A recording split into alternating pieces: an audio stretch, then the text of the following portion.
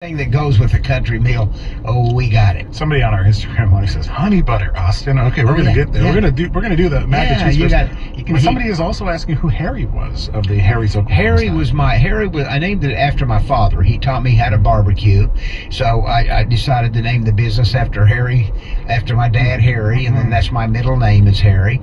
And then there were some famous bars. I also have an extensive background as a concert presenter. I worked with people like, when I was first starting my career, I'd worked with people like Tina Turner, Ray Charles, Ella Fitzgerald, that type of stuff. So I got to know the entertainment around the world a little bit, and there were some famous bars called Harry's Bars.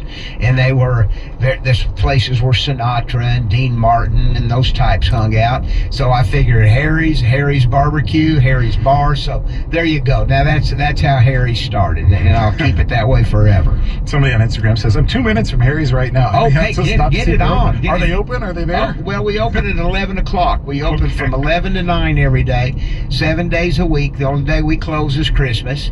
And if you go down there and mention that you heard us on NPR, I'll do something special for you when I get there. I'll get there about 11 or 12.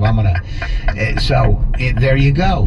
They're located in Lomita, California. Somebody was asking about that too. I'm going to go in for the cornbread now. Talk to me about your cornbread process here, your cornbread theory. Well, my goal was I just wanted it to be better than Marie Callender's. They're the only ones that had cornbread in town. So put a little honey butter on that. And what makes ours unique was all fresh baked, but we put cream corn in it to make it nice and smooth and creamy. And then we put the whole kernel corn. And then we, of course, have the cornmeal and all that. And then the honey butter, that's really makes it. Wow, okay, so I'm spreading it. Let's see if I can get the spread sound. Yeah, you got it. You're doing good, Austin. You're the guy. It's too soft. It doesn't make sound. This is not your first experience with barbecue, I can tell. Not my first time to this rodeo. No, this is not your first rodeo. I'm going to go in for the cornbread. What kind of response do you hear from people? They're trying out Oklahoma barbecue. I'd imagine for the first time. They love it. It's a comfort food. They love it. And good food, with all the stuff that's going on with the tariffs and all that. These smaller restaurants are having trouble staying afloat. But so we're unique. We have a lot of items you just can't get everywhere. Corn fritters, fried okra, those types of things you just can't go get readily. They're not readily available to you. Even mashed potatoes aren't readily available. Now I have to say the cornbread market in LA is very weak, but this cornbread you're bringing is very strong. Your cornbread game is strong. Thank you. That's my wife's recipe. So. Wife, thank you so much. Waving at us from the green room. Pretty girl right out there is my wife. That's the one. I've had a lot of different cornbreads in life. Sometimes they end up very dry. This one has little bits of corn in it. Yeah. And it's a very moist cornbread, and it's sweet. It's got a lot of flavor. It fills up your mouth as you eat it. It does. You cook the cornbread in black skillets, and it really comes out good. Like I said, you don't really get cornbread out here. You go to a place like Nashville, and on every table's biscuits and cornbread, but not here. I mean, have you found that because there's just not a lot of competition in that space, people are just like thrilled to find kinda, to be real honest, I don't want to be glib, but no, sometimes we're the only game in town. Like, we're in the South Bay, and there's like one other barbecue place, or two other barbecue places to serve Redondo Beach, Torrance, San Pedro. That area is pretty big. Palos Verdes, Rolling Hills, all that area, and there's only like three barbecue places in the whole South Bay. So like when you take the state of Texas, there's like 2,000 barbecue places. And one of the things I get a personal kick out of is we get these people from Kansas City, and we get these people from Texas that really are looking to kind of dish you a little bit. And they eat ours, and they say, oh wow, thank you, this is equally as good. I found a place that's down home. I just went for the coleslaw. You said this was your mother-in-law's recipe? You mean the potato salad? Potato salad. Yeah. The potato salad. Yes, sir. Somebody had asked about it on Instagram. They were asking me to describe it. It's excellent. It fills your mouth. It's got a lot of different flavors in it. We don't use mayonnaise. We use Miracle Whip. That's really, Miracle Whip is not readily available.